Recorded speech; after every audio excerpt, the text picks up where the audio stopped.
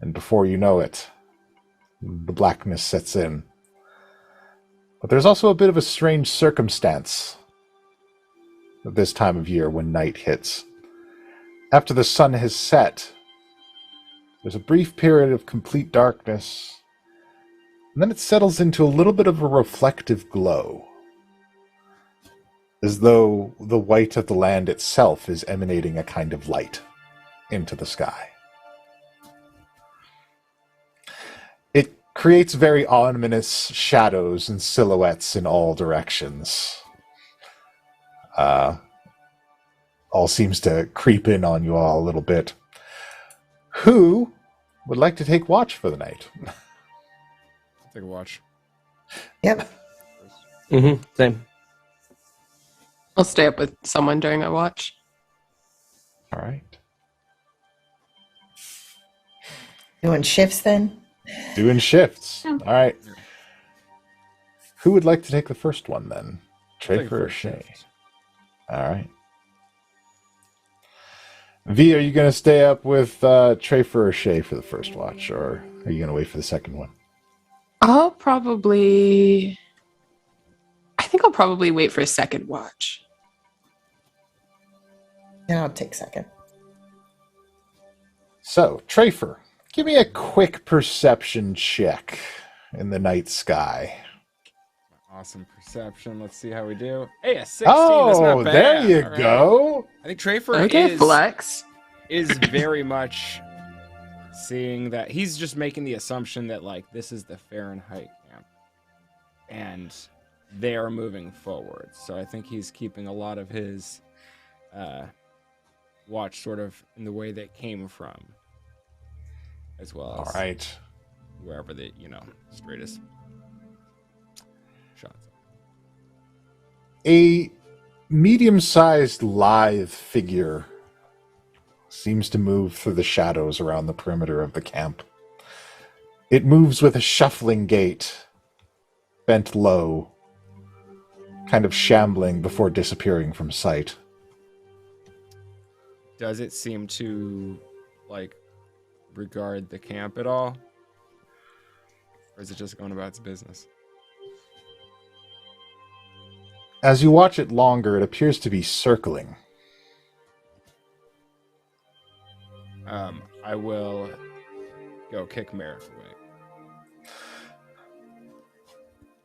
away. Yeah. Yeah, what's up? There's something seems to be checking us out here. I can't quite make it out. Marek will have a quick look around. All right. Find it out soon. All right. I saw it. 19. You see it as well, and it just occasionally will dip in to your periphery and then slide out. It's trying to avoid your sight. It's clearly watching you. All right. All right, Trafer, you watch my back. And I whistle for Meat to come up to me. What I'm going to do is you find Meat actually at the edge of the camp, growling, looking in a direction to the northeast. What's to the northeast? That is where the tracks lead from this camp.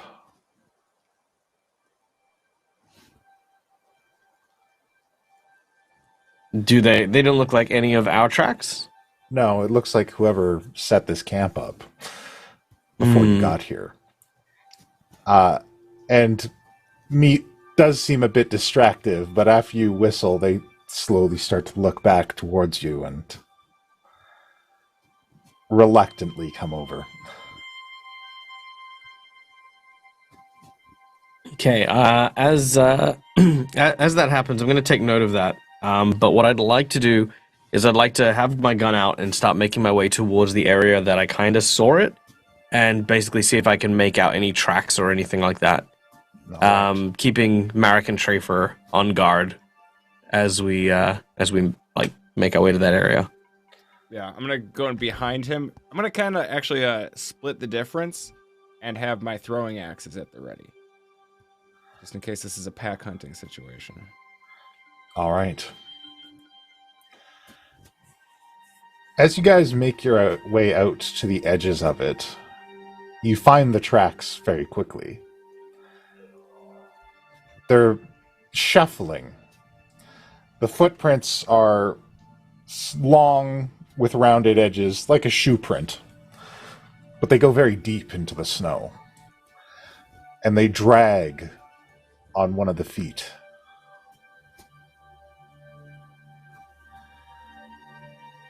What do you make of it? What do I make of it? It's clearly walking on 2 feet. Well, actually, give me a nature check. 15. It's walking on 2 feet. It's likely humanoid. These don't appear to have any claws or any signs of foot pads or anything like that. These are boot prints. But it's walking as though it's injured, but the speed is impressive. Is there any blood on the ground? There is no blood. I'll share all of that with Trafer.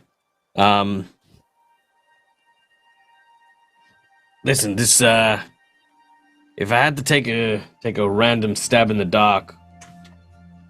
Nope. Okay, just checking. I'd say that this might have been one of the royal guards or one of their crew making their way through here. Oh, You see, these are bipedal tracks, injured ones to hey, boot. we'll see you here. There is a clang of metal, and something flies out from the darkness and emits a bright flash of light. I would like a Constitution save from Merrick and Trafer, please. I'm going to ask this question only because I've had it for a while, and why not? Do I get any kind of advantage because I'm wearing an eye patch? Sure. You get advantage because of the eye patch. So here's the catch. When that happens and the thing hits, oh thank God, I rolled a 1 for the first one and a 4 for the second. Awesome. So as Marek's eye gets hit by the flash, Yeah. for the very, very first time, you watch as Marek changes the eye patch's eye. All right. So that was the point. But apparently it didn't help because I did it too early. I was too on the ball for that. So I might not see shit. Yeah, you're both blinded. Yeah. You did the switch too quick, and like you got like in the nose bridge, and then it got.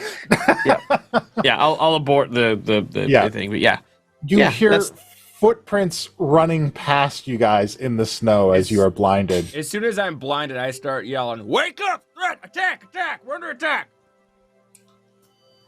V.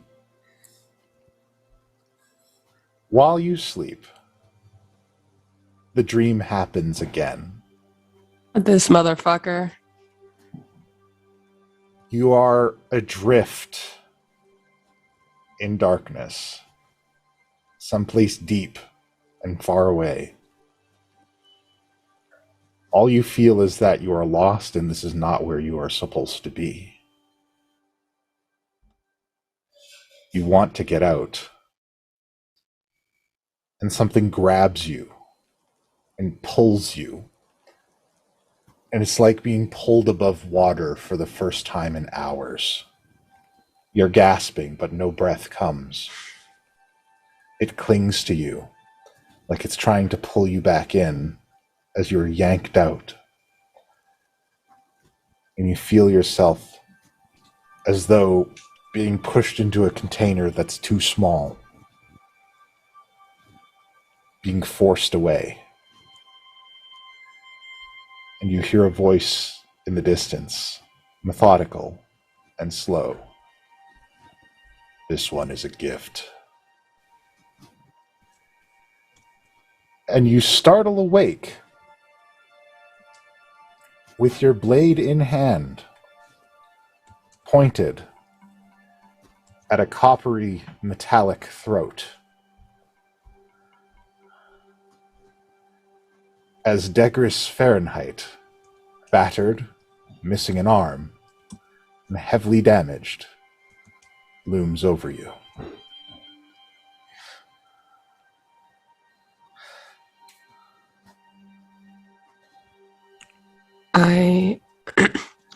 I wake up and I'm already pointing the. Yeah, the blade is at his throat already. Hello? You are awake. You're standing over me? My apologies. I did not know who was at this camp. I'm gonna look around for the rest of the party. Did you guys wake up from Trafer's? Yeah, Shay, obviously, no one sleeps with their glasses on unless you do, question mark. So Shay's like, Lady Dulcinea, what I'm on like- earth is going on? I'm like bolt upright, and there's a vicious mockery like in the barrel, ready to go, and just trying to see who we're fighting. And if B moves, I'm gonna move. Yeah, Shay is definitely not as, like, prepared. Like, Shay's, like, trying to adjust the glasses and, like, trying to open her eyes. Like, she's out of it. She was fully in her state of, like, meditation and not knowing what's going on. Merrick and Trafer, as you guys recover from your blindness, you see this scene as it has Trafer unfolded. breaks out in a dead sprint and goes to just spear tackle this guy straight off from over V. Thunk, thunk, thunk, thunk, thunk. Rattles to the ground passively underneath you. I got him! Yeah, I don't think he's much of a physical threat at the moment. Trying to grab hold of his wrists, Uh, look for anything that's gonna shoot stuff at me. Yeah, Merrick's gonna run up and hog tie this dude. There's one wrist. His other arm is just a collection of gears and splintered metal pipes sticking out of one arm. Who are you? What kind of spell was that? What are you doing here? It was not a Degris spell. Fahrenheit. Oh. What are you doing here? And what in God's name happened to your arm? I was injured in a crash. Yes, that's the one. You'll get this back when you explain why you are throwing stuff out and blinding us in the middle of the night. I tried to have a conversation, and that's how you react? It was a concentrated luminous projector. It is quite harmless. Harmless for you. Burned the shit out of my eyes, man. I wasn't aware of who was in this camp. I need supplies. As you can tell, I am quite damaged.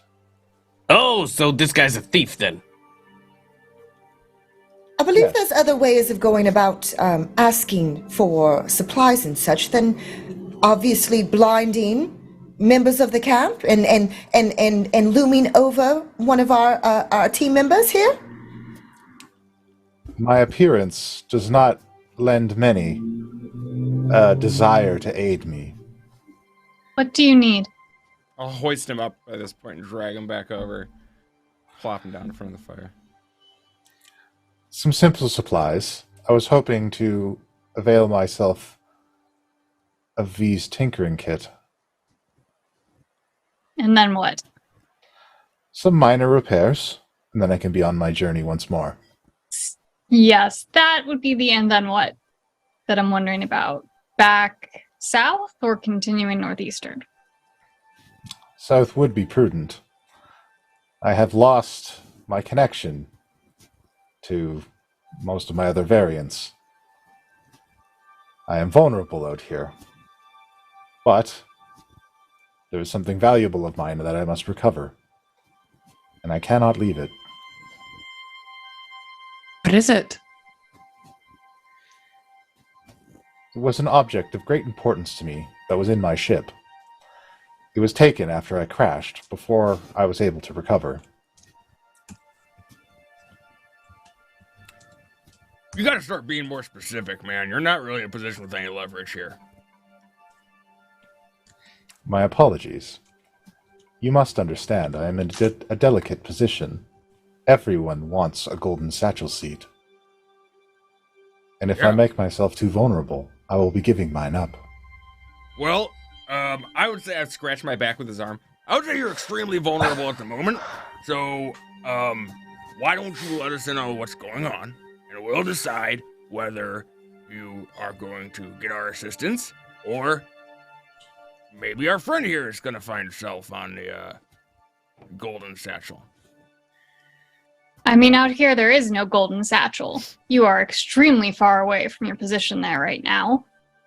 Worry a little closer to the moment than too far ahead in the future. Help yourself now so you can help yourself later. These are all logical points.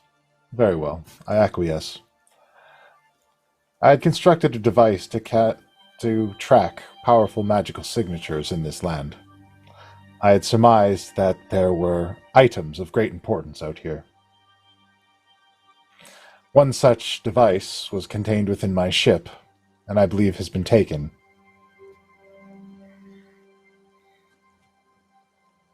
Does it tell you what you're tracking? It does not, but I was tracing a very large and powerful signature this direction. It is likely very dangerous. And when you find the source, what is your intent? To contain it, learn what I can from it, and then reutilize that knowledge in my business. Prudent. I am always prudent.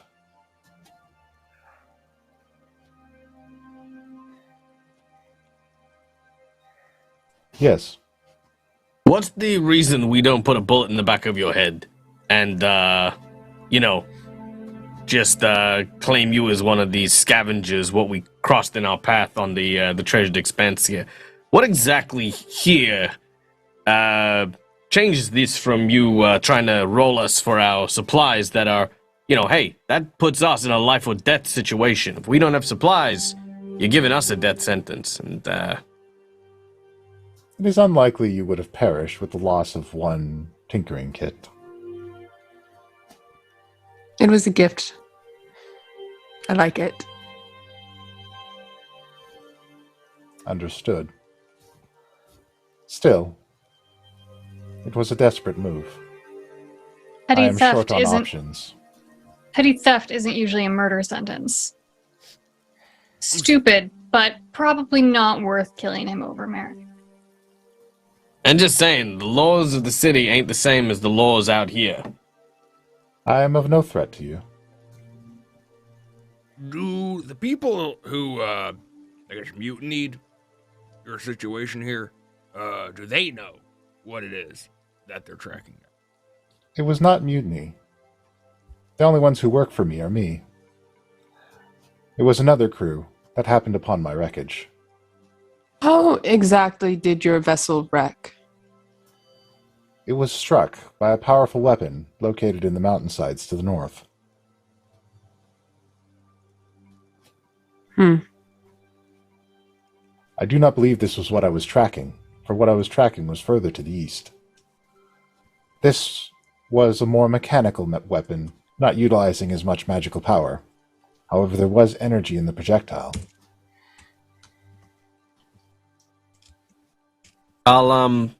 I'll look over to Dulcinea and let them know. Hey, listen, what he's talking about. Mm-hmm. Meat's getting some pretty bad vibes about the Northeast from here. His story might check out, but that may not necessarily be a good thing. I mean, bad things coming from the Northeast aren't exactly news to us, though. We got the sorrow and death on the map, and banshees, other competitors. It's all bad news from there. This projectile, would you describe this as mechanical, organic, or a combination of this? My analysis suggests it was a large ballista enchanted with some kind of offensive magic. Did you get a look at it after? I did not. In my damaged state with the individuals who are raiding my ship, I thought it best not to approach them. I feared for my life. That is definitely understandable. But again, we have no clues as to what this device looks like and where on earth to find it. I'll pull up to Shay. Seemed to me like maybe a sort of dragon defense system. Defend against dragons. Because we found a big old ballista spike inside that dragon corpse back there that we thought was a cave. I'm thinking this might be part of the whole built-in security system of this place. Oh, I see. What should we do, Trevor? Definitely not fly in something big and dragon shape. That's all I got so far. I'll turn to Fahrenheit. Despite the sneaking and almost theft, you've been pretty forthright. I don't want to leave someone out here to die. They're not as good as Tinker's tools, but you'd have to ask V for hers. You can borrow my thieves' tools. There's a file and some pliers and some scissors. They might help in some way. I do want them back, though. Of Just course. ask next time. Thank you. I apologize. I thought that perhaps you were aligned with the group who raided my ship. People act foolishly in desperation, and I think there's a lot of desperate people up here.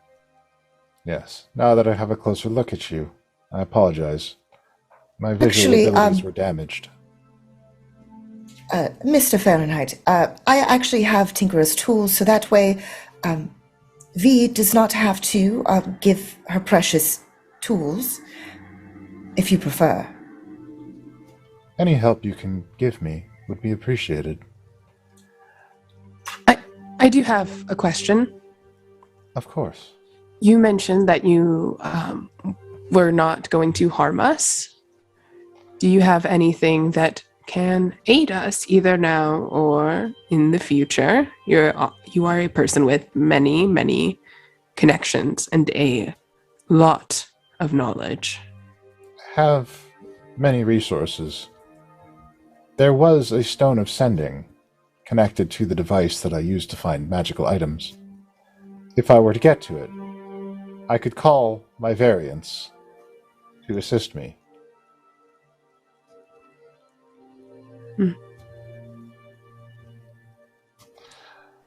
Also, V, as you talk to this bizarre automaton creature, Frederick is vibrating.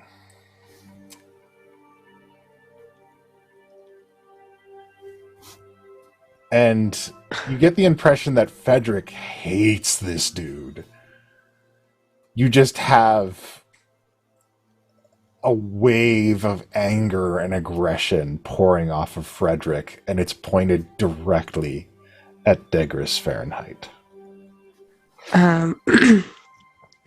Just going to do a little mental check-in with Frederick.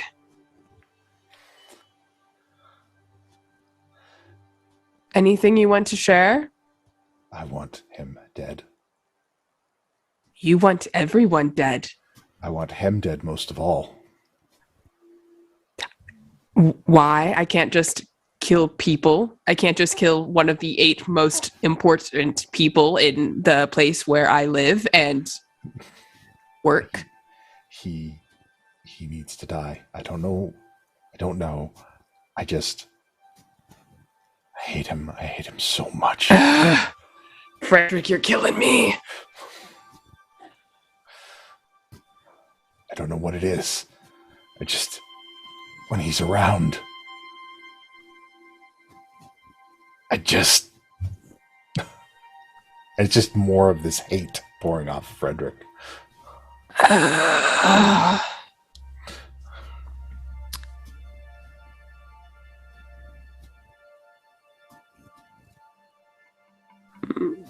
Okay. I have that information. All right. Do with that what you will. Yeah, I would love to know what that is. I'll get back to you on what that is. God, okay. Yeah.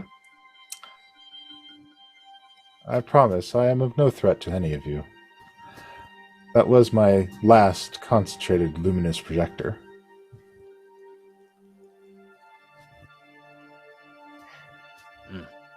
They are single-use defensive measures. You say so. Toss his arm back. Thank you.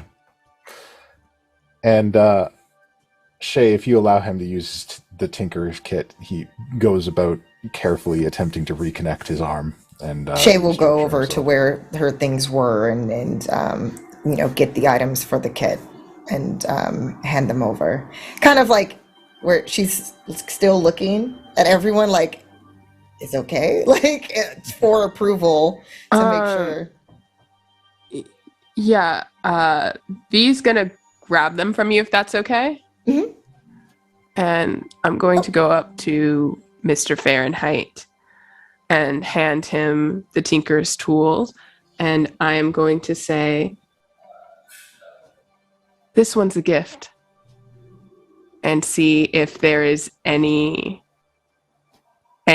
from him.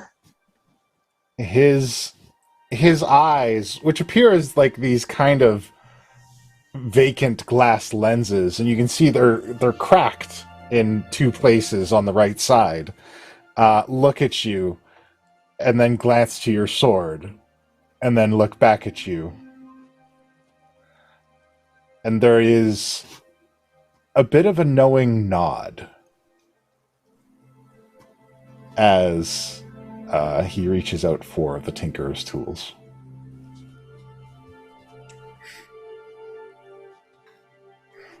Are you a fan of polite conversation?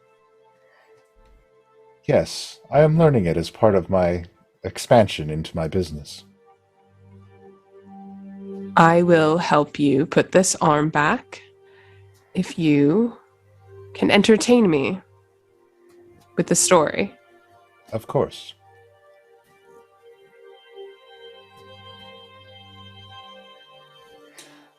What story would you like to be told? I think you have an idea. Very well. I was involved in the creation of that sword.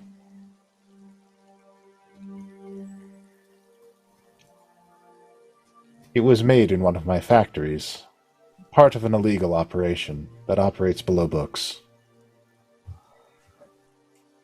We extract the essence of vessels taken from the Melangar Empire containing ancestral spirits, and then infuse those vessels into magical items, giving them distinctive properties.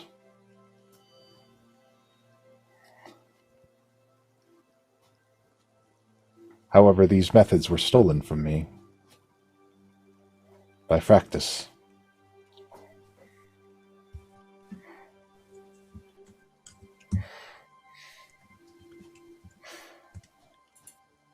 Of the Fractal Futures Company.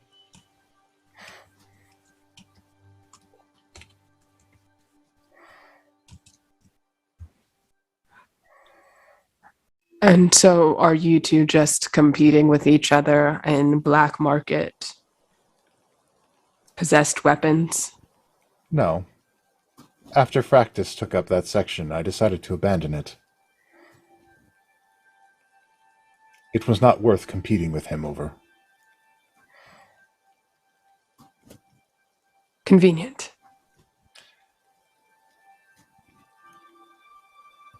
It was a desperate move. Too many as of late. It's not sustainable. It is not. And the technique was powerful information. It was devastating to lose. That's the thing about powerful information. No matter how hard you try to hold on to it, if you are using it, eventually it will fall into someone else's hands. Yes. It was a calculated risk. think- Unfortunately, it did not pan out. How often does that happen for you? Not often.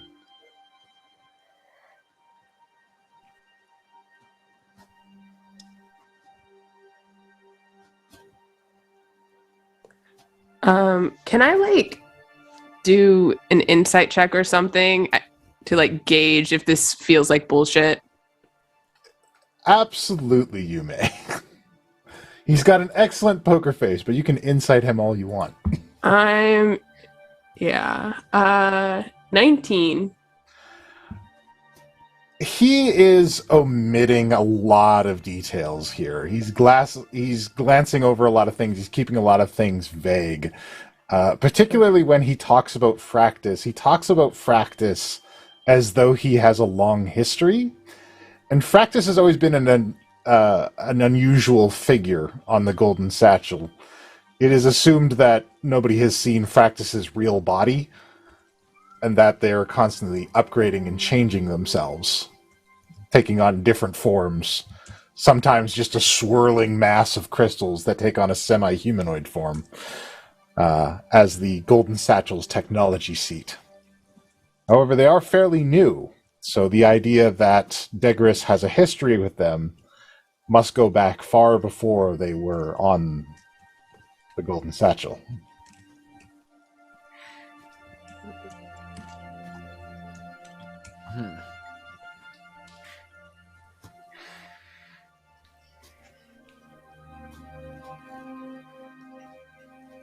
I continue attaching the arm.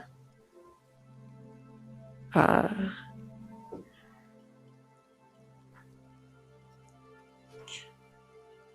don't really know what to do with you. This is an unusual circumstance.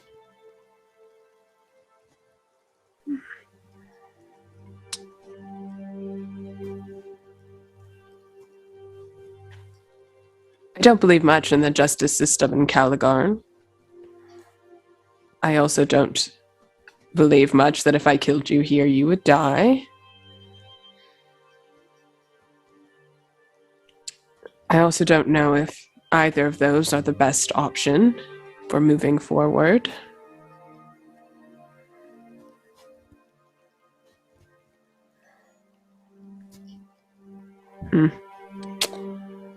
The decisions are all in your hands.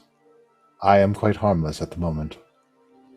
Yeah, well, it'll be slightly more harmful when I get this other arm working. Only slightly.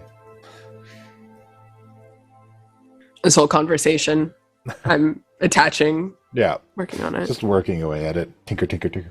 Tinker, tinker, tinker, tinker, tinker, tinker. Yeah, absolutely. Yeah.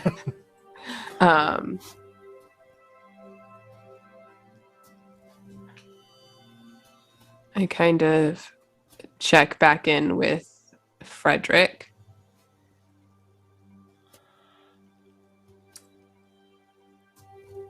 There's something very quiet and solemn from Frederick, because he has taken in the information that you've received just as you have received it.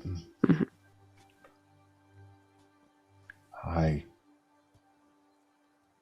I wasn't always a sword. Yeah, I did try to tell you. Everything's so cloudy, it's hard to remember. It's okay. You don't have to remember right now. I feel like I had 2 lives before this. 2? Yes. One where I was happy, one where I was tormented, and then this.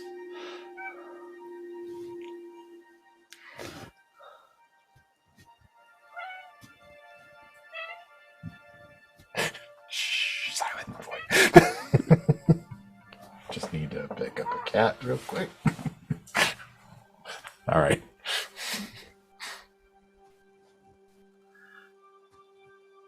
Has this conversation been privy to the rest of us, or is this quiet? The conversations with Frederick have been in my head. The conversation. Oh yeah, no, I've just been having this in front of everyone. Yeah. Yeah, Openly being like, I don't know if I should kill you or not in front of everyone. Kind of ignoring you guys, but like, I'm in the tinker zone, as you know. It is what it is. Yeah. I'm sorry. Did I understand this correctly? You're taking souls to make weapons with. Yes, I was. And you're getting those souls from Melangar? Yes. I'm looking at the rest. Like, am I the only one who sees international incident rekindling the war potentially here? Oh yeah, definitely. That's gonna piss Melangar right off. Yeah. Not to mention just like explicit crimes against, I don't know, fucking all that is good and right in the world. You're just like taking other people's dead family members and shoving them into weapons so you can sell them. What the fuck, man? I'm not as surprising in Caligar. Even though I do think there's some irony to the fact that you say that Fractus stole from you when in reality you were stealing these ancestral spirits from another nation. Yes. Not caring what effects that has on the people. The business was facilitated by the black market trade. But everyone has a choice of whether or not to get involved in those types of deals. You had a choice. Yes. It was a return to old techniques. It was necessary to acquire what was needed to progress. To progress towards what? And to what end? Towards this. Towards coming here and finding the weapons. You don't even know what the fuck you're walking to, man.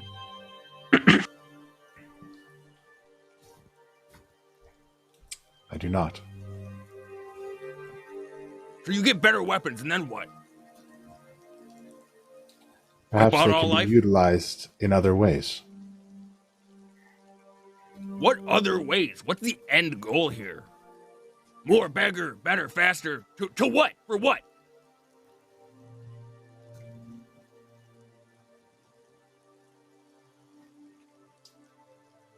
There's only progression.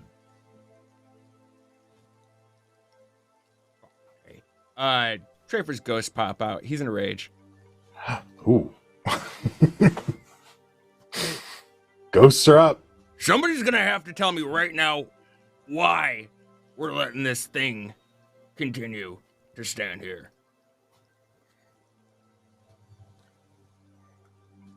Well, my reasoning was that killing him now doesn't fix any of the problems. It doesn't get us any closer to figuring out who was smuggling these things out of Melangar, how far this network works. We also don't know how many contingencies he has. If we kill him, if he'll just come back somewhere else at another time, if he has backups stored at home. And like I said, I don't have much faith in the justice system in Caligarn, but this also doesn't seem like it actually solves a problem. And it's not going to help Frederick. It's not going to help anyone else. And we have the information. And we have the ability to control how and where it is released. I say, as I continue fixing Fahrenheit's arm.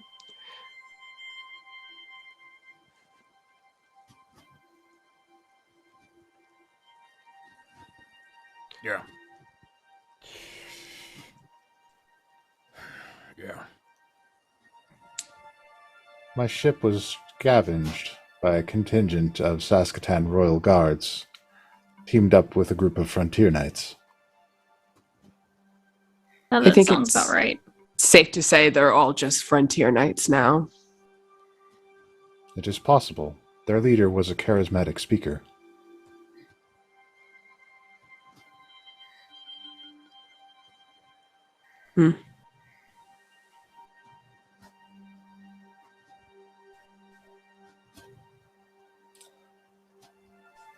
Well then, have you decided to allow me to keep on living? You're lucky it's not my choice. I won't dole out justice for Melangar, but I will inform them. Prudent.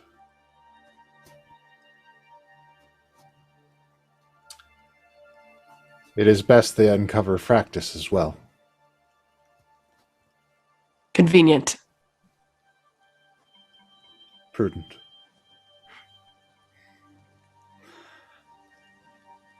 And once his arm is roughly repaired. It's very finely repaired, actually. Oh, okay. Sorry, I wasn't sure how good of a job you decided to do in this one. I'm gonna give. I mean, I didn't like basic motor functions. I'm not gonna Right. I don't know if there's like a wire that connects to death cannon lasers. I'm gonna maybe keep that one snipped. Grappling hook is But- disabled. Yeah, we're not going to bring in all the extra functions like Look. the aftermarket stuff. It's going to be On the off chance this guy survives, I want him to know and maybe word get around about how good V is at everything they do. all right. If he dies, then that's also fine. Once he is repaired, he goes to the edge of the camp and just kind of sits in the snow away from everyone.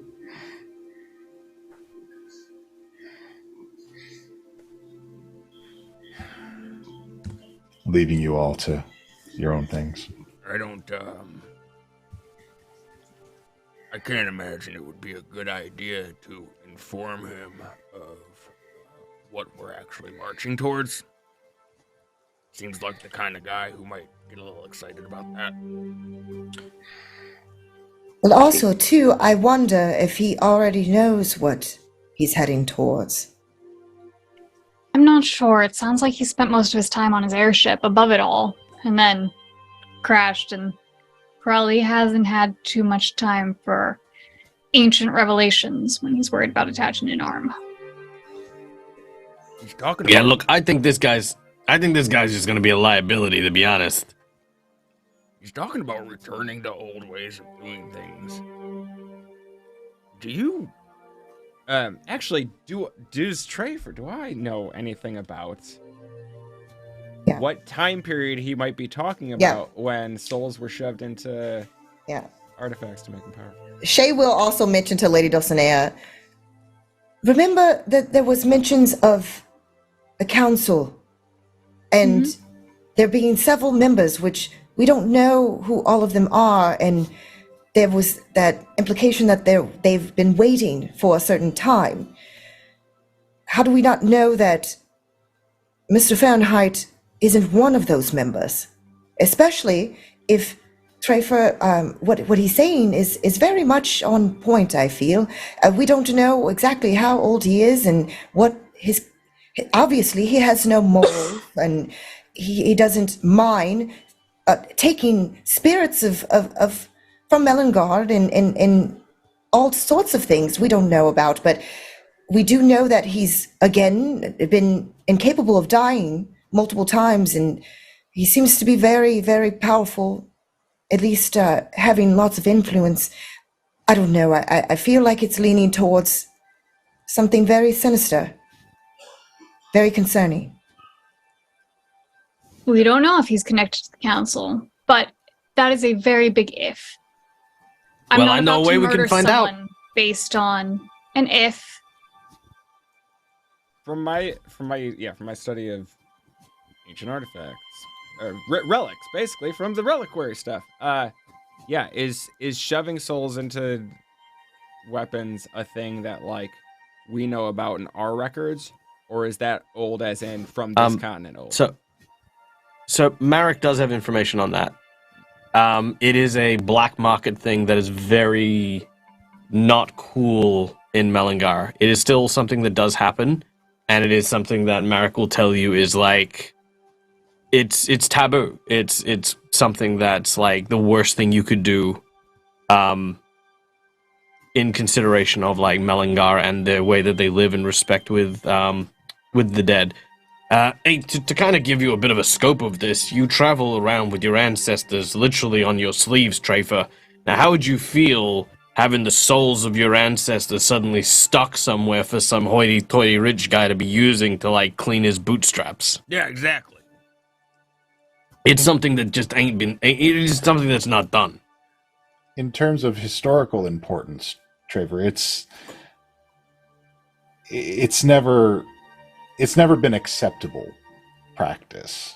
And in fact, historically, there is no trace of it because there frankly would not have been a demand at any other point in Melangar's history.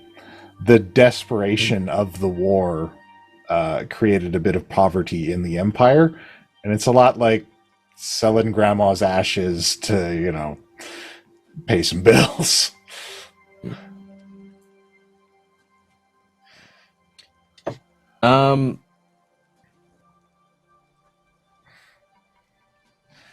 I think at least for the time being, given that we ain't gonna necessarily be making any decisions while we're resting up at camp, we keep Mr. Fahrenheit nice and cozy here and decide what we do with him in the morning. We can't lose any more shut-eye than we already have, otherwise it's going to affect us tomorrow. I'm going to turn to Trafer and Shay, because they seem to be the angriest or, like, most upset. This isn't our vengeance. No matter how upsetting it is, we are not the ones he's hurting by it. Melangar needs to know. And if word would get back, the 3 citizens of Saskatoon murdered someone from Caligarn, a Golden Satchel member, no less. We will start war with Caligarn. Saskatoon can't afford that right now. I definitely am not implying murdering this individual because I've done it once. It's quite awful. I personally cannot. However you go about things, that's on each of you. But at the same time, I'm very concerned because I feel like there's more information that is being left out, and there might be a connection with everything that we've learned so far, and Mr. Fahrenheit and why he's going forth to try to get these different sources and find this source of power. It sounds like it's all connected to me. For all we know, him, Fractus, they are the Undying Council, or the thing that's supposed to wake up the next shift. And don't they? That would actually make sense because Fractus, it is said that his body, no one has seen it. Correct, V? And there was allegedly. discussion about trying to replenish one's physical form. That would definitely fall into that category. Then what do you propose to do about it? If that is your suspicion, what's your next move then? That is exactly the issue I have currently, Lady Dulcinea. I'm not quite sure. Is there any way that we can be sure we're getting honest information from him? I mean, look, I don't know a lot about constructs or warforged or, whatever his whole deal is, but based on what I have heard and seen, it's possible that he doesn't know what he is, right? I can read his mind, but it won't be exact. It will be surface level. It will be whatever he believes. In my experience, working with Daggers Fahrenheit and, I don't know, auxiliary parts of his corporation, I would assume that he's not lying to us, and there are a great many things that he is actively withholding from us at any given time.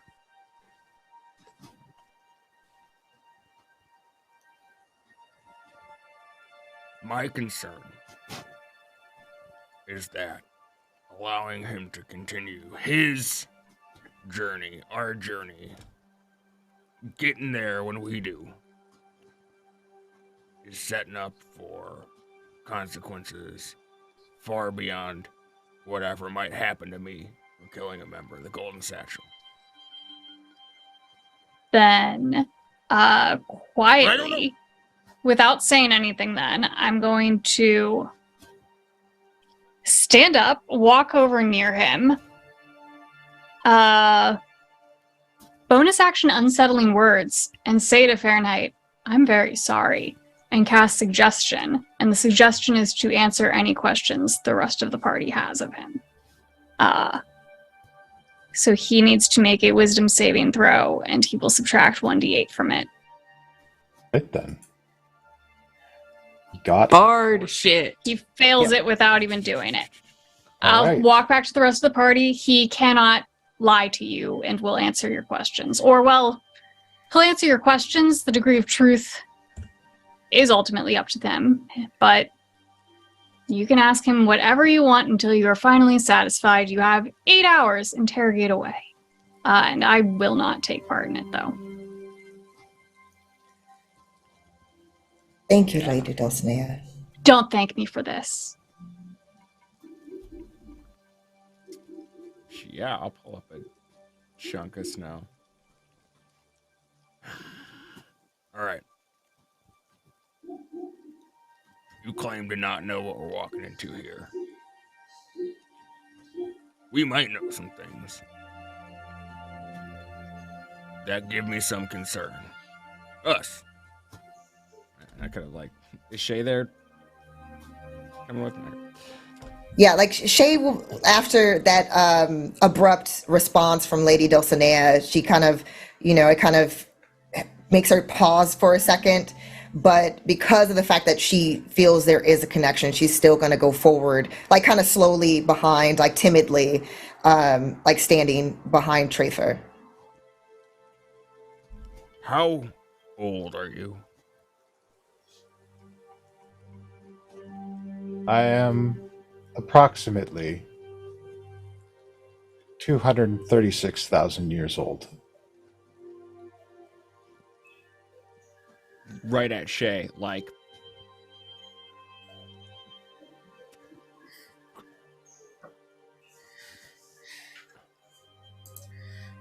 All right. Um,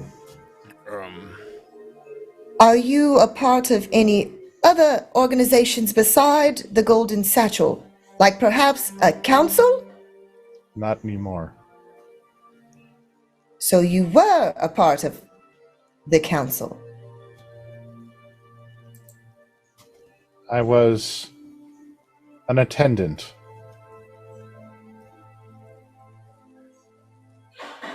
I served the Grand Necromancer. and is it your job to wake him back up? No.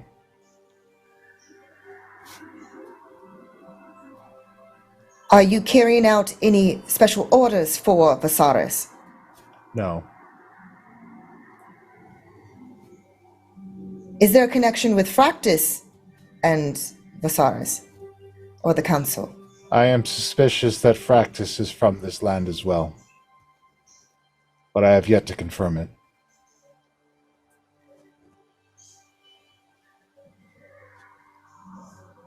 Ooh, all right, there's a lot. Are any of the Guardians of Life still in existence? They live among you.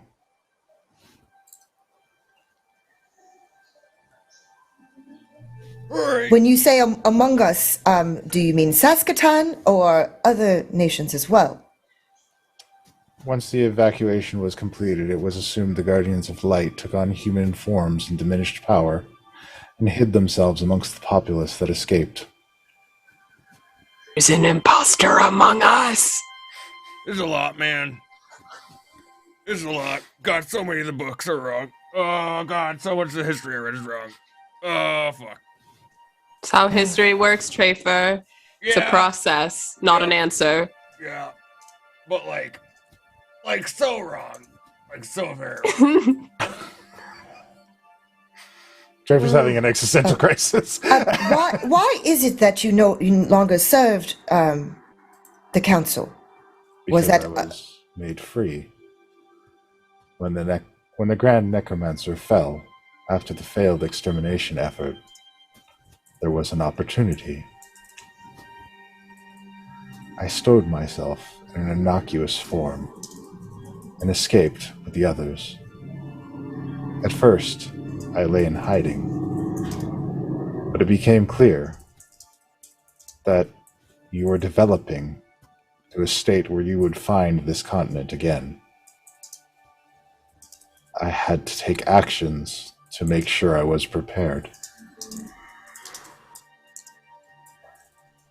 I was not prepared for how much things had fallen into disrepair in the years since we have been gone.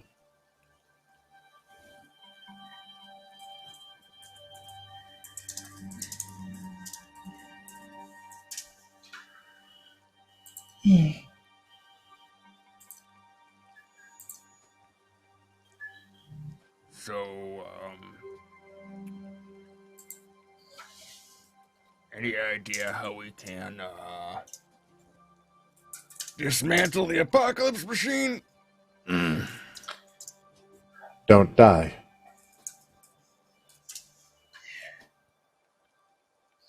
Easier said than done? Yeah, that was, part of the plan.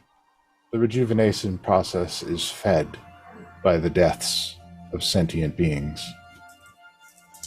There were no sentient beings on this land for decades, centuries. Now new sentient beings have come, and with each death, the rejuvenation process is fed.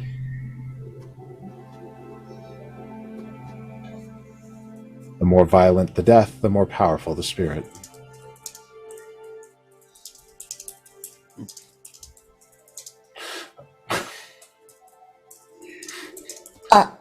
I would like to know why it is that you made the choice of taking the ancestral spirits and using them in that way if you are no longer an attendant of this council.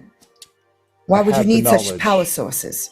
I had the knowledge when I served the Grand Necromancer. It appeared as the fastest way to gain the necessary capital and position to ensure that I would be able to come here when the time came to secure dangerous apparatus and machines left behind by the council.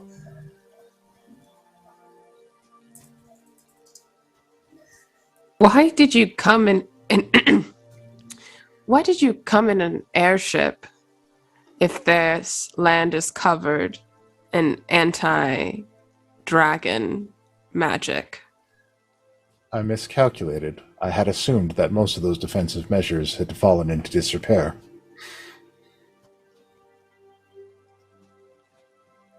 I guess a couple 100,000 years, you're prone to a few errors now and again. Yes. Do you know any way to contact the Guardians of Light? Do they have any sort of emergency protocol reach that you would know of? They would likely not speak to me. But if we They can... I would not be able to find them. Their ability to stay hidden is why they survived. They are likely moving in positions of power, but out of sight, assisting where they can. They will not interfere too aggressively.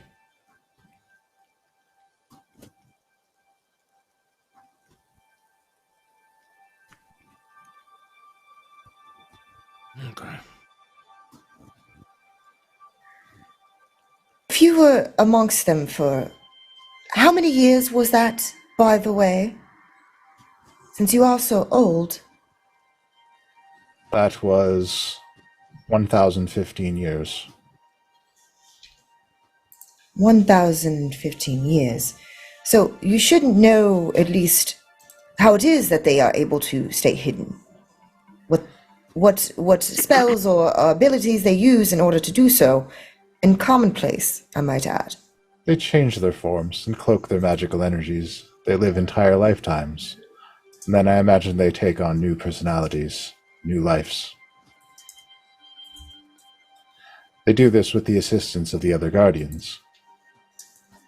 Working alone, it would be impossible to keep their identities hidden, but working together, they can do it rather easily.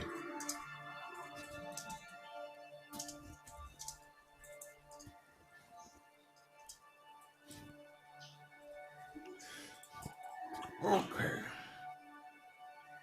It's certainly a lot to take in. Lot to process here. I feel like Dulcinea's gotta be looped in on this. And It doesn't seem like she wants to be included in this. Yeah, look, I don't process. think any of us want anything that's going on right now, but I just gotta feel like she needs a couple factual updates here. Lady Dulcinea, sorry to bother you, but thought you would like to know a few of the key points. He's over 200,000 years old, is from here, doesn't seem to want to end all life, and has informed us that the remaining Guardians of Light still exist in some sort of humanoid form. So, probably political contacts, maybe even people you know. So was it worth it? Taking away someone who had no intention to hurt you's free will. Was it worth it? In this case... Damn, that's a good one.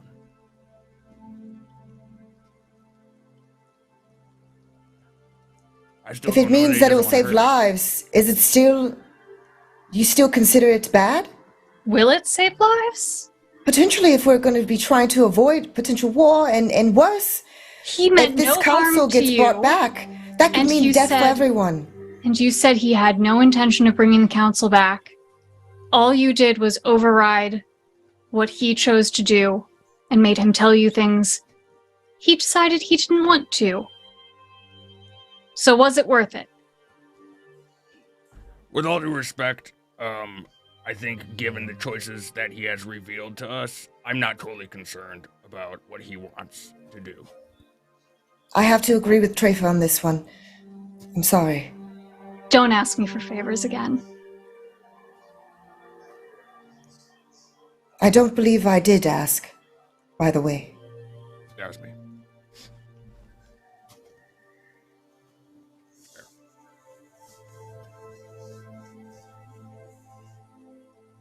Right.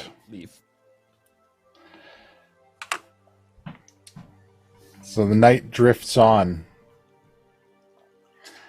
and whatever rest can be had amongst the group can certainly be grasped for, as you wish.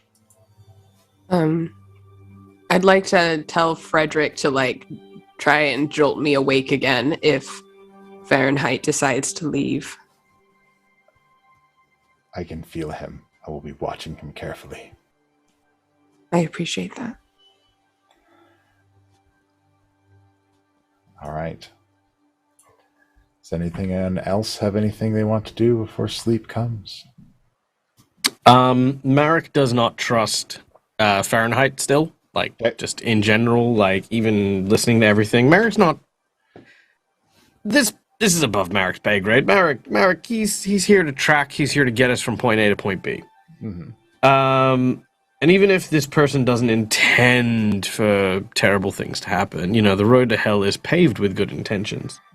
So Marek's gonna basically tie him up to a strut or a tree. So I'm imagining that this camp is because it's a kind of runoff camp. I'm imagining there are quite deep cut, sort of logs and stuff landed in the ground. If there's not, for sure. then Absolutely. sturdiest looking tree. Yeah. And just basically say, if you know what's good for you, you're gonna stay here until tomorrow. Of course. And Marek's gonna go. Oh, well, actually, I'll take the next watch. I feel like it's having woken up now, so Marek will kind of use his lava drake and kind of have it curl up in the campfire, and just kind of every now and then give it a good poke and keep the camp nice and warm. All right. I would say that Shay, because of the fact that she's already has gotten her full rest, and also too after everything that went on, she definitely doesn't feel at ease. But she's going to still kind of work on the pieces of the expanse steel that she had, along with also too still taking a look and like kind of using the jeweler's kit to kind of mess around with that necklace a bit more and kind of piecing that together. Right. And these things happen into the night until morning comes, and we're going to take a break right there before we get into morning and figure out how this all resolves. We'll be back in 15 minutes. All right. Done. 1. Hello, and welcome back. I am your benevolent Dungeon Master, Puck, and I am a very lucky Dungeon Master, because I can play with these cool people here, who are out doing stuff out there on the internet, and I'd like for them to tell you about the things that they do, starting in reverse with my pal Trafer. Trafer, what are you doing out there? What kind of things you got going on?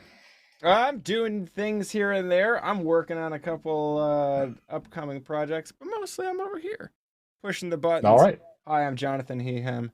I am the producer here, playing Trafer, also he, him. And yeah, check out my link tree there, and you can see, where I have like a little 3D print shop on Etsy, some fun stuff going on. Watching Twitter do the thing Twitter is doing at this moment, which is spiral out of control. Interesting. My thing lately is I've been going through, and every time I see an ad, I've actually been doing this for a few weeks now, I block that account from the ad. And I got to tell you, the ads are getting wild. I'm getting told different medications and health protocols to recommend to my patients. That's right. That's amazing. If anyone out there happens to be or know someone who works in the advertising department for like a big company, you should know that Twitter is now delivering your ads to people that you probably didn't have in your target recipient list, and doing everything they can to burn up that money before those get pulled. So that's fun. Who's next? I think the best thing I heard about that whole thing was just like, oh no, this billionaire has turned this shithole into a cesspool. Oh my gosh. Okay. It's my good friend Dulcinea. Hello, I'm Arcady. I play Dulcinea. You can usually find me hanging out over on my Twitter, such as it is, as previously mentioned, which is Arcady Kashka, where I do makeup and cosplay and pictures of my kitty cat. Otherwise, you can find me here on Mondays and Wednesdays for at least, the next week or so. Wednesday, our show is ending, so tune in for the very dramatic finale. And if you missed it, it's only 10 episodes, so you can easily catch up over on our YouTube and just watch the entire thing. Kai has been a great DM. It's been a wonderful, incredibly fun campaign. So either join us or hang out. And now in 2 weeks, at this time slot on Monday, I'm going to be DMing for the first time ever in our show called Table Flip, where you take a brand new DM, me, and you put them at a table with a bunch of very experienced veteran DMs, and you say, hey, DM for the first time ever, live, on a stream. It won't be scary, so I'm gonna do that. And you will see some familiar faces. Puck is, of course, one of my players. And yeah, there's going to be a few familiar faces, and I think one who has never streamed before, ever. So not only will I be going through first time DM, my friend will be going through the first time streaming. So 2 weeks from now, same time slot, you can come see me absolutely freak out while I do try to deal with bullshit. Amazing. It's going to be very chaotic. I'm excited. I'm very excited and very nervous already. I'm making a math magician rabbit, and he's. I don't get nervous until I look at the DMs I asked, and I'm like, oh god. Yeah. Next So up, it'll be a surprise. You'll just have to see which DMs I have chosen to be my first table. Chaos. You It's gonna chose be chaos. Yep. only good things. Good chaos. Shay, tell us about your stuff you got going on. Hello, I'm Utahime. I'm up to lots of tabletop shenanigans on a weekly basis, to the point where oftentimes I forget how many shows and how many things I've been doing because I can't say no to rolling dice with friends. Anyone who knows me knows that is definitely me. But I am community manager and producer over at Cyber Nation Uncensored and community manager at the Initiative Order, two other amazing communities, and hopefully you're following this awesome community too. And I am super excited because I've recently started a talk show called Power Word Talk on Cyber Nation Uncensored. We are back again on Thursday at 3 p.m. Pacific time, where I'm going to be sitting down with a really good friend of mine, A Minstrel's Tale, Momo, and it's awesome because this month I've been specifically highlighting Native American, indigenous creators in the space because it is Native American Heritage Month, guys. So like, yeah, we gotta pump up and support our indigenous friends who are doing so many amazing, awesome things for the community. I'm also too the same Thursday. Join me over at Creators Assemble at 6:30 Pacific time for a Wakanda themed one shot called The Best Defense. We have Abria Ingar, we got that gamer girl Cher, we have Jade Valkyrie and Markia McCarty, and my really good friend Lamar Harris will be leading us through that one shot. We are members of Dora Milaje. It's going to be amazing, epic. We're raising funds for the Marsha P. Johnson Foundation, so it's for a good cause. So please get the word out and please support it, because not only is it going to be just a crap ton of fun, especially because it comes out right before Black Panther, but also again for an amazing organization. Yeah, if you want to see what else I'm up to, just follow me on the socials at Utahime Cosplay and at Brianna DeCosta on Twitter. I'm not going anywhere because listen, I'm too old for all that. I literally, like, I'm trying to just stay with it. I'm already like one foot out the door for all social media because it's a lot. So because I'm so lazy, I'm just gonna stay on them until things disappear. That's it.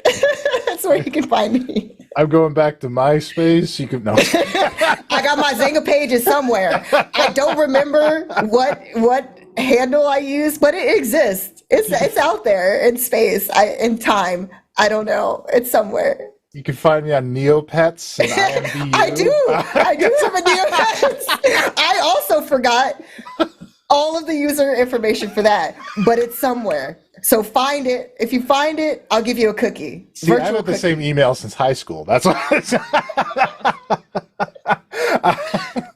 Next up, V. Tell us what you got going on. Hello. I'm here for another week.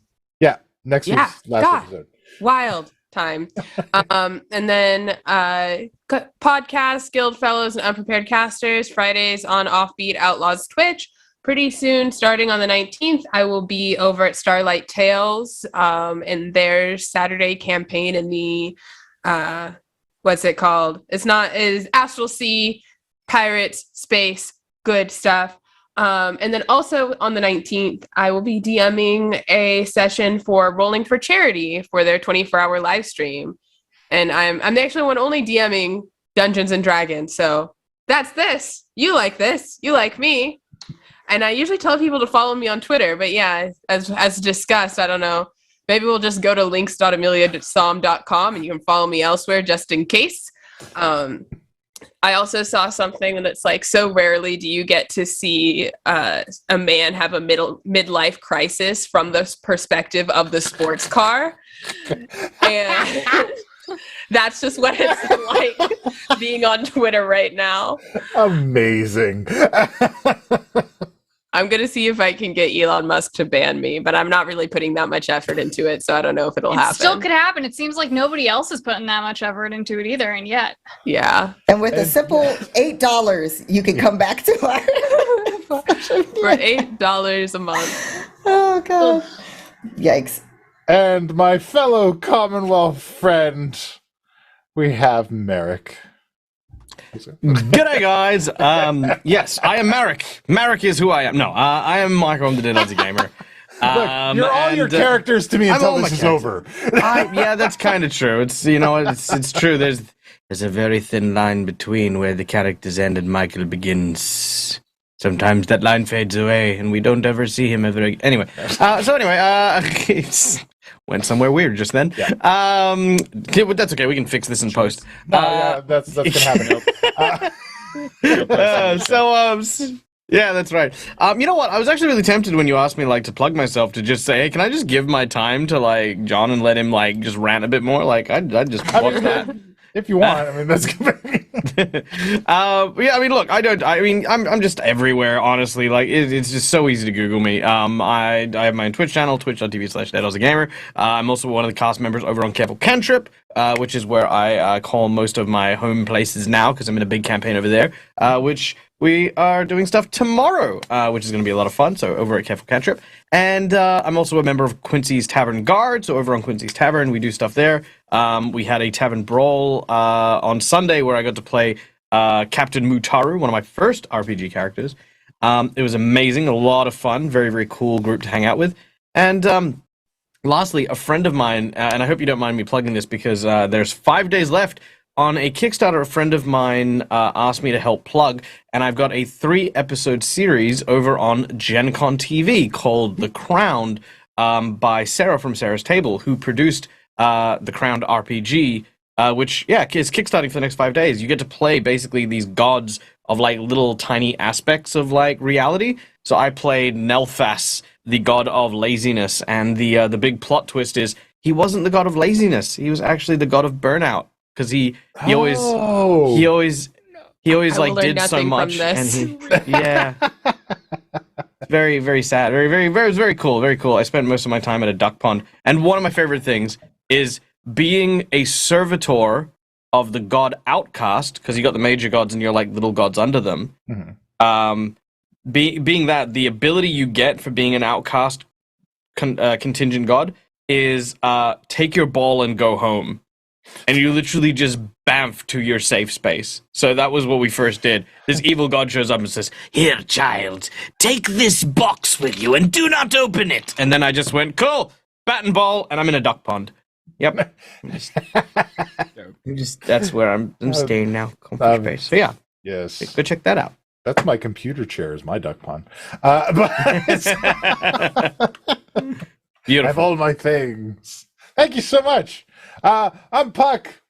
I'm going to say something controversial with two rangers right here. We don't know what a ranger is in Dungeons and Dragons.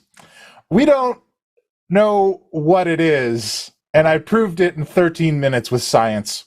And you can find that video on Puck in Talk, where I will convince you in 13 minutes with science that we do not know in terms of D&D what a ranger actually is. And you can watch that latest video I just made. Are there more videos coming? Absolutely. But it snows a lot, and I've got a day job and stuff, so one a month maybe. Let's go with that. Those will be coming out in time. So you want to check those out, and also check me out on Mondays, where I play another character who is a rock man. And Wednesdays nights. Today is Monday, and that's this show. The other show is on Wednesdays, and then I play a rock man, and my rock man is on his adventure with my other friends, with our Dungeon Master Kai. And you can watch all that. Last episode's this Monday, so you better watch it. If you loved me, you would. That's it. Let's get back into it. When last we left our heroes, they were resting up for the night at their camp with a subdued Degris Fahrenheit, who has dropped a lot of bombshells in terms of information that he may or may not have wanted to release for the moment. Does anyone else do any things in the night before I go to morning? Gonna be a long rest. Yeah. Okay. All right. Yeah, I'm good. I think Morning comes. Trafer has trouble getting to sleep because the thought that sticks in his mind is, who else knows these things and how much of it do they know? Like, who else has been just straight up lying about major stuff to him? Maybe people close to him have been lying about things that affect him. Dissent in the ranks. For no apparent reason. Kind of stops, like after like thoroughly searching and like going through each one with pointer, and you see where her hands are shaking, like trembling, and she's just kind of almost as if she's frozen in place and lost. Kind of her eyes are very distant, and she's just standing there, not saying anything.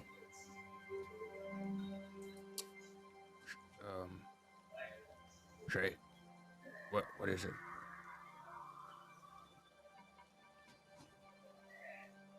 Trafer, I know these cots.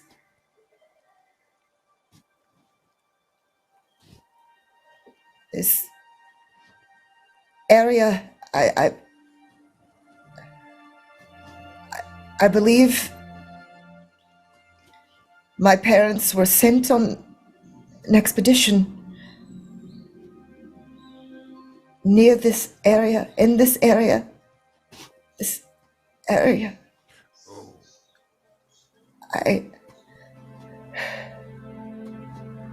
Well,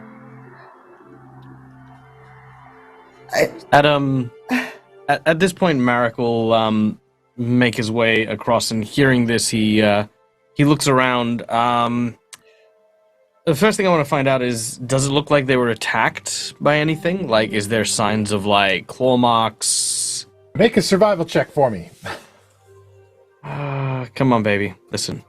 Just one time. I'm good. You got right. this. You got this, Merrick. That's a 15. This was no beast attack. This has all the indications to you of an abandoned cart, but there are way too many supplies here. Okay. Marek's going to take off his hat. Something he only really does when he's like really kind of serious about something. As he puts his hand on the snow, he lets the cold slip through his fingers, and as he does, you hear the sound of a wolf's howl. And Marek is going to pull from the snow what looks to be this almost like a goblinoid wolf. Looks very similar to your typical like kind of gray furred wolf with kind of like sort of more pointed ears than you would normally expect. As I cast Summon Beast, and I'm going to instruct it to try and see if it can pick up any kind of scent trail from the people in and around the cart. All right. It starts sniffing around the cart and then bolts into this frozen giant city. I don't feel like I need to say anything. I'll just kind of look at Shay and then look at in the direction the wolf went. Shay's gonna kind of look at Merrick and understanding what he just did, and she just briefly nods before taking off. She just goes to follow. The wolf, a few buildings into this frozen, the suspended town. The footing is tough. The ground is sheets of ice. You feel your feet sliding with every step. As you round a corner where you hear the wolf barking and howling, you see a group of stationary humanoids with their backs to you, walking in almost a line, but all together. Each one of them shines in the rising light of the morning. They stand out amongst the rest of the people here. They are not giant-sized.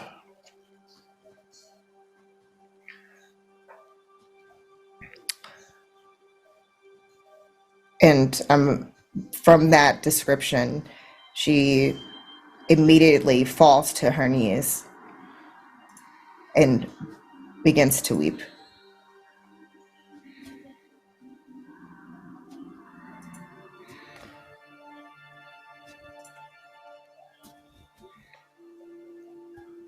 She just lets the tears flow, hitting the snow,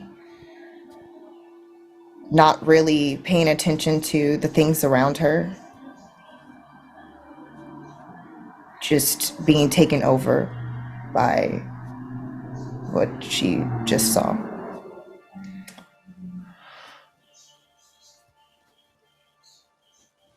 So, how does everybody else respond to this?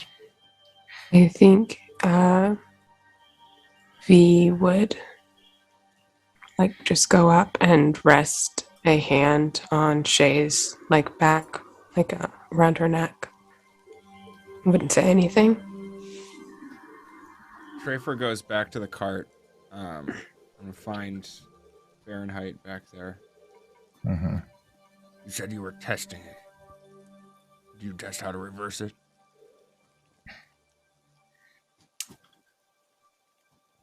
It was not deemed a worthwhile venture to reverse it. Well, with your In the big, end, the goal was to neutralize the giant village, and the goal was successful. well, with your big old quarter-of-a-million-year-old brain, if you had to take a wild guess,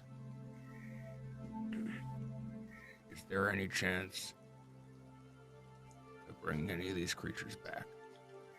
It is possible that they are suspended.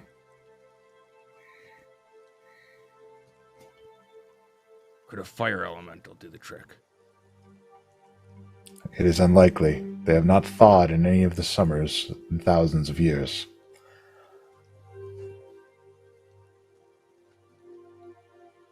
So what would do it? The ice is sentient. It has a source. If we can convince the source to release its hold, perhaps they can be freed.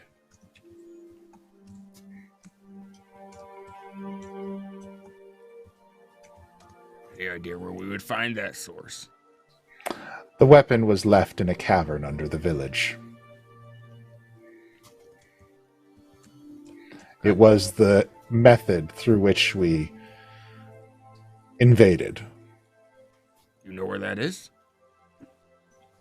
I can point you to it, yes.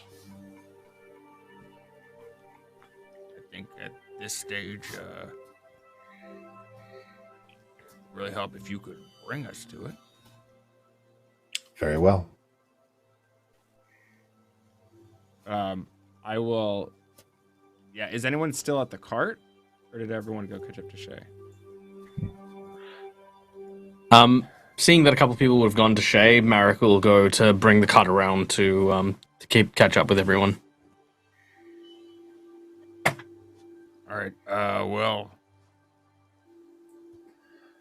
I got some information here. I think I'll start by just talking to Dulcinea and Merrick while we're making our way circling around there and just kind of fill in what I just learned. I don't know what she's dealing with right now, and I don't want to give her false hope if that's not a thing. You're the people person. How would you handle? You didn't. Fine. Yeah. There we go. Well, I mean, I have gone through it before. I can take a guess how she's feeling. Nothing makes it better. I don't have any good advice for it. You just keep going forward. Don't give her hope if there's no hope, though. How sure are you? Everything I know, I've just found out. The weapon has claimed new victims. From the look of it. Someone is communicating with it.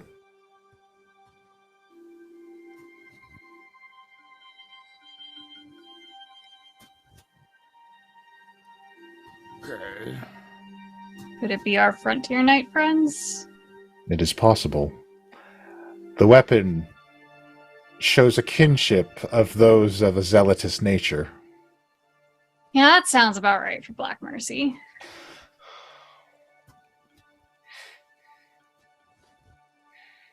Well, even if it doesn't work, we should probably get it back under control from the other people. Maybe don't mention to Shay that it could bring them back until we're a little more sure. Yeah, we'll just go with, think we know what did this. And we can find more answers. Not a complete no. A slightly open door.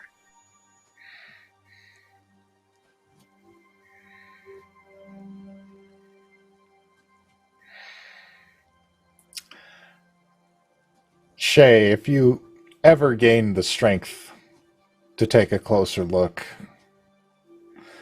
you find that these are all the crew. You've grown up with traveling with these people to various dig sites. You recognize all of them encased in ice. The looks on their faces are at rest. They all appear to have just been going about their day, some in mid-step, before suddenly being locked, encased in this ice.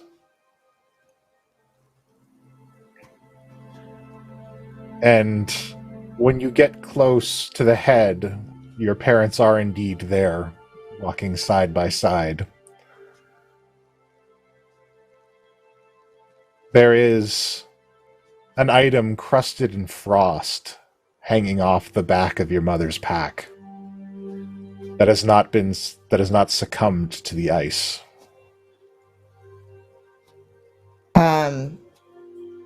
In seeing that, after basically she's still with hot tears running down her face, but at that point she would have gotten up to take that look closer that you just described. She'll probably say out loud, "But at least they weren't in pain." And as she looks at the bag, she will try to reach for the item that she sees that is not encased in ice to take it with her. It looks like a loop of rope, but as you grab it, the frost flakes off. It is a whip. The whip seems to trail stars as you move it. And the material appears to be made of almost pure darkness. She's going to take some time to actually use her new ability that she's been working on, casting a ritual for Identify. Underworld whip. This whip is infused with a power of undeath and has some power over undeath. Its hilt is decorated with 2 small skulls, and it has a barbed tip.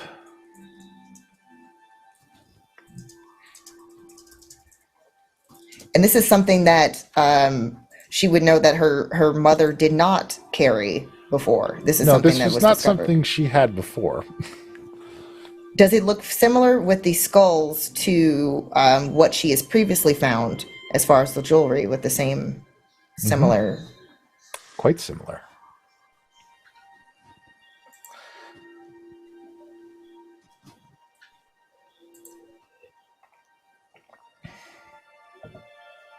Is there anything else that's within the pack or just the whip itself? Just the whip hanging from the side. The pack is frozen, but the whip seems to have just not succumbed to the ice. Only a light coating of frost has taken it. Okay, she's going to take the whip and attach it over top of her other one that rests at her hip. She's basically trying to figure out the connection between the two, but the items are back at the cart that have the same symbols for the skulls. All right.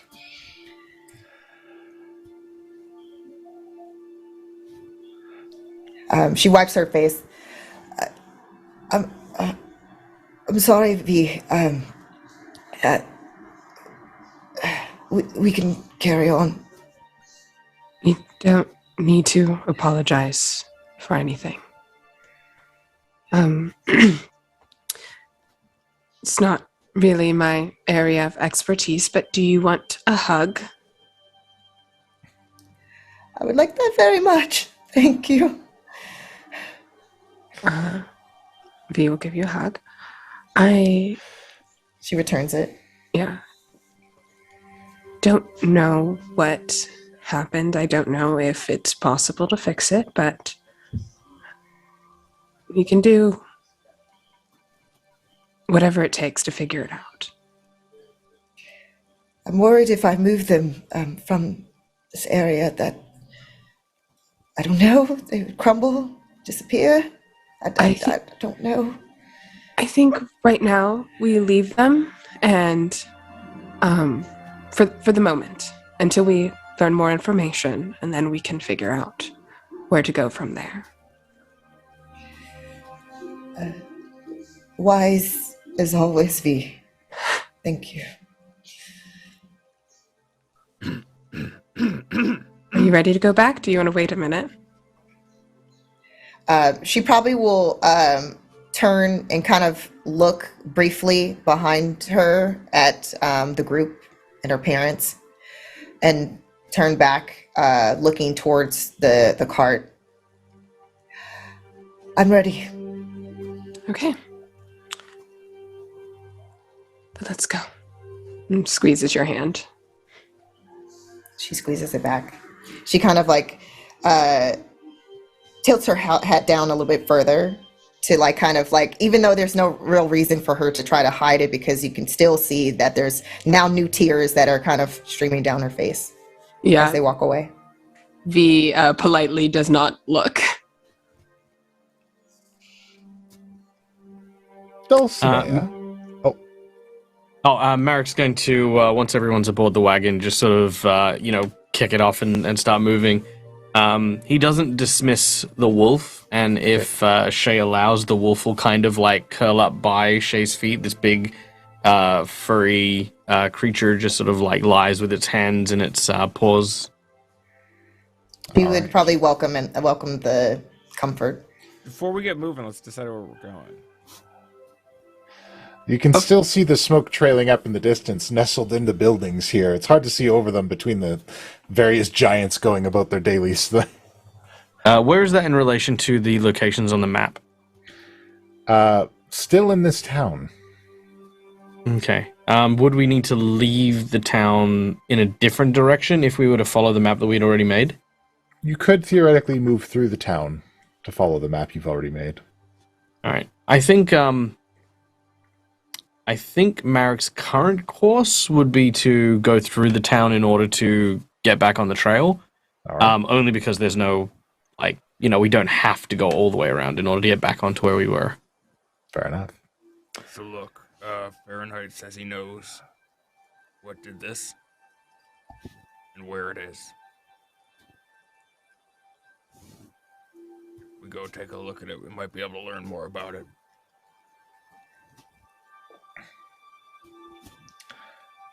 There's something that can be done. I would do anything. But at the same time, is he to be trusted? If he could do this to innocents.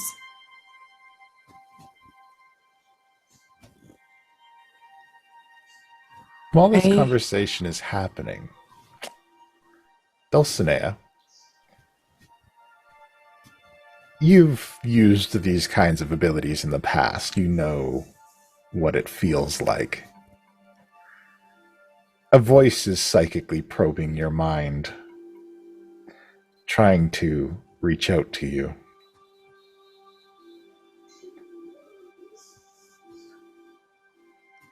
What does it say? You're their leader, aren't you?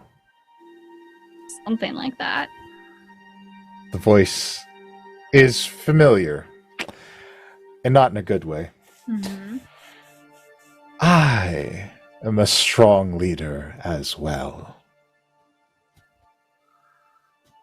I believe that the two of us can find some common ground. You are of the Saskatoon expedition, correct? You already seem to know the answer. Yes. Don't you tire of this pretend peace? Of having to live alongside our lessers? Of trying to make nice with those who do not know true piety? I know piety. After the war, for days and weeks, I prayed to every god to send me a knight or a swordsman. And when God finally answered, they said, "Look at your hands." Ah. You know what must be done, then. I know exactly what must be done.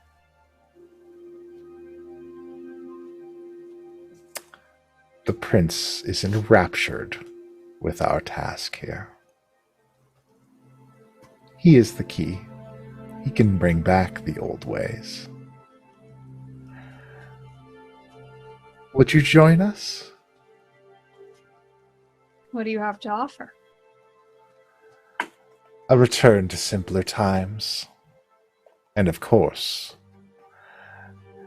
if the prince is to unseat his sister, certainly a lofty position in this new hierarchy.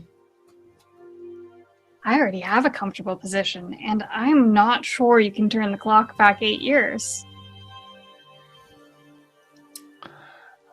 What happened 8 years ago? You can count. Yes, we did have to give up some things with this piece, but that's what I'm talking about. We can bring it all back. I'm not And- convinced. It becomes clear that she kind of doesn't know anything doesn't. about you. Correct. Yeah, I'm gathering that. This Yeah. is good. We can turn back the clock. More glorious days.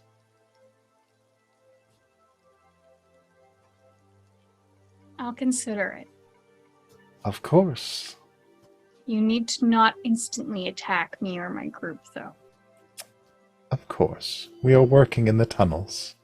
If you happened upon us, we shall play at the game. The expedition, a friendly rivalry and nothing more. Agreed.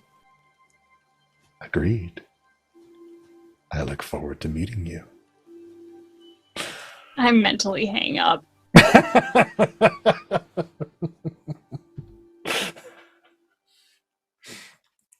And at that point, the scenery and the terrain around you starts to change. And somebody has gone to great lengths to shatter frozen giants all over the place. And it starts with a pile of ice and a pair of feet on the ground. And then there's just arms and legs randomly broken off. One where a head has been torn off and shattered on the ground below. Vicious and aggressive wanton destruction.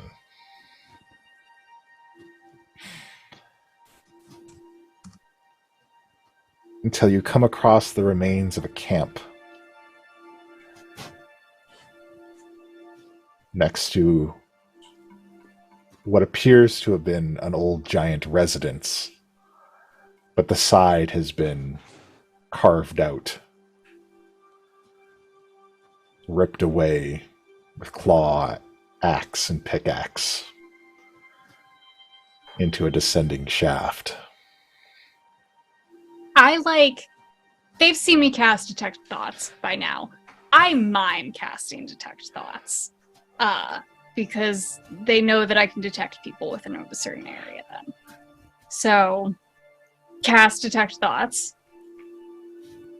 Yep, it looks like Frontier Knights and whatever's left of the Saskatoon Royal Company is down in the mines. If it's who I think it is, it's the prince, who is an idiot, but potentially a useful idiot. And still somewhat important, so maybe don't murder him outright. Frontier Knights, you could have at him. You know, You know, for an idiot, the prince has made it pretty far. Yeah, is he making any plans, or is he a puppet? I mean, the prince always has plans to try to get the throne back. He loves to chase glory. He wanted to be the one who would unite all the countries on the continent, and that fell through, especially when his dad didn't want him for the throne. So he's desperate, but not smart enough to make it this far, you're right. Well, if we're going down, I have something new I'd like to try out, if you guys don't mind. And V will go up to, I think, Shay, Trafer, and Merrick, and just do some little adjustments on your armor, casting like some, you can see like some like magic lifts in the air that kind of like dissipate across. And I'm casting Aid, which is your hit point increased by 5, and then you also gain 5 HP. So it does not get rid of the temp HP. Oh, snap. 8 is great. It's the only thing that increases max HP. Yeah. You get 5 bad boys. Don't spend them all in one place.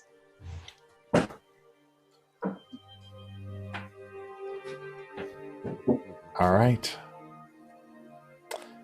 So, down below you can hear the echo of rhythmic clang, clang, clang, clang, clang, clang, clang, clang, clang. Like somebody's digging. Dulcinea, do you know how many are in there? Did I get any sense when she was talking to me in my head? Too many. She certainly seemed confident. Detect Thoughts isn't that powerful of a spell. You can kind of get feel, but if there's more than one person, it does get kind of jumbled. Okay. I mean, are we going in there like late swinging, or is this a negotiation situation? I always think that you should go in head first to negotiate and swing later. If they swing on us, I think absolutely all bets are off. Even the prince is fair game then. But if we can talk our way out of it, we should. We should stop them from getting to the weapon. Yep. Maybe we can negotiate for it. If we can avoid a fight, great. If not, kill them all. Fewer Frontier Knights there are in the world, the better. Saskatoon should have murdered them all before or after the war ended, but cowardly move not to. The world would thank us if we clean out some frontier knights from the Expanse.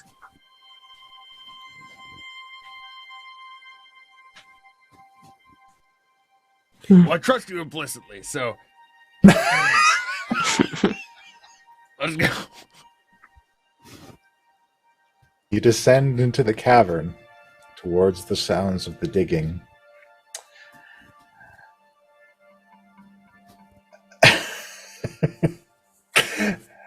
Wait, are we taking the whole cart down there? Or did we get out? Up to you guys. Okay. What's the tunnel? So Marek's gonna start by looking at the terrain. Yeah. And just seeing like what condition the tunnels are in addition to the size. So It's fairly large, and it's kind of rough-hewn, like people have just been tearing the stone and ice apart.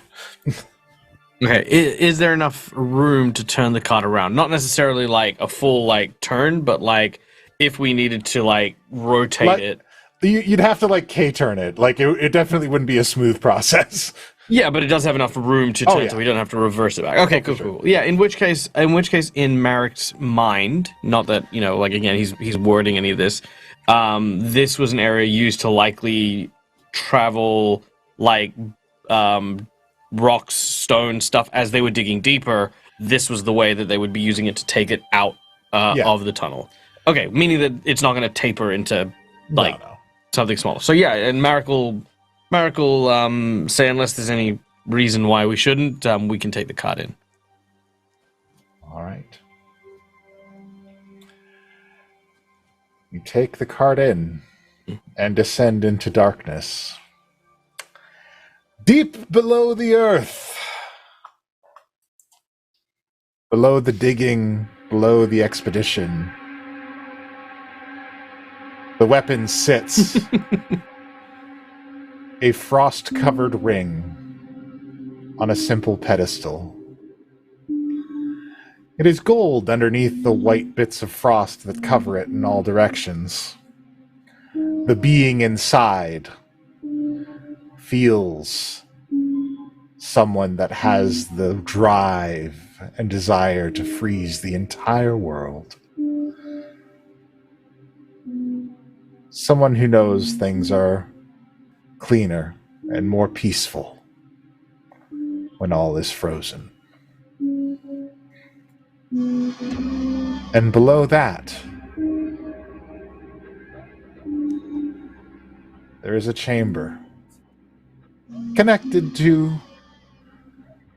they call it Expanse Steel, but they had another name for it in the past. It was the Spirit Transfer Network. It was Spirit Steel back then, designed to take the dead from all over the continent and transfer their energy to places where they would be needed.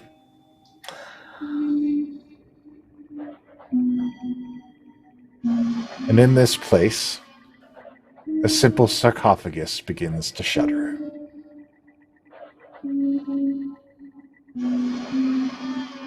And the weapon's guardians begin to wake.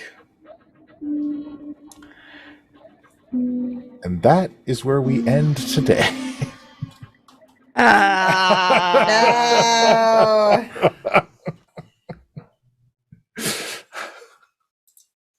Ay, ay, ay. That's where it's going, folks. Oh, boy. Oh, boy. But what if it wasn't going there? Oh, but it is. No, see, the thing, I don't know if you know this, but you're the DA. It could just not be going there. It could be going but someplace happy There and could fun. be bunnies in the cavern. It turns Nice, out lovely everything's bunnies. fine, and then everybody gets cake. And then Yeah. Yay! And no one's frozen to death, actually. and nobody's frozen to death, actually. And there's not any, like, weird paladins or, like, anything Nah. like But with that. this cake, can we eat it too? That is Sure. the only. Like- That's the real question. One Is imagines the that's cake the only a thing you lie? can do with the cake, short of jumping out of it, if you're a stripper. But Or not. I feel like anybody should be able to jump out of a cake. Equal opportunity cake jumping. I'm just saying, just does not something that comes up in most people's daily lives, jumping out of Yeah. cakes. See, I would be more disappointed that all that cake is not in the center of this. So I feel like I'm like, no. I just wanted the big cake. Yeah. And now you're popping out of it and ruining the fact that this was a delicious, perfectly good cake. You teased us Before like you- 30 cubic Yeah. feet of cake. Exactly. It's That's- cardboard. That's That's just unfair. wrong. That's That's just every episode of Cake Boss. Yeah, right? yes. Or is it cake? That's how I felt, because it's like you see this delicious cake and you're like, oh man, that's cool. Wait, it's not cake. See, I thought it was like 5 different cakes that I could eat, just different flavors. Nope. No. Betrayal. At, so, It tastes at like some point, betrayal. at some point, it's not a cake. It's just a giant Rice Krispie treat. Yeah. Yeah. But that's The age-old nice. philosophical That's nice, too. question. I mean, I could go for a giant Rice Krispie treat. They hide the sheet cake in the back, though, just so you know. Mhm. Absolutely. So there's still more cake. There's enough for More everyone. cake. I'm down for cake. Thank you, everybody, for watching. Join us next time. There might be cake. Probably not. Death and cake. Death and cake. There Are will you- definitely be an epic conclusion to our story. Mm. And thank you all so much for watching. Thank you to my players for letting me take them through this emotional journey today. My goodness, we ups Yeah. and downs and peaks, and all kinds of things. Like, thank you a lot for nothing. No, just kidding. This is great. This is great. Thank you all so much for watching. Please like and subscribe and do all that stuff, and watch all the cool things that all these other fine folks are doing all over the internet. Thank you all so much. And until next time, everyone, the council wakes. It's D&D, it's D&D, it's D&D, it's D&D. We all agreed to play some D&D. That means role playing, fighting and slaying, solving puzzles. Maybe it's just me. But you guys won't. No, we won't. You guys just don't. No, we don't. Follow a single plot line through and through.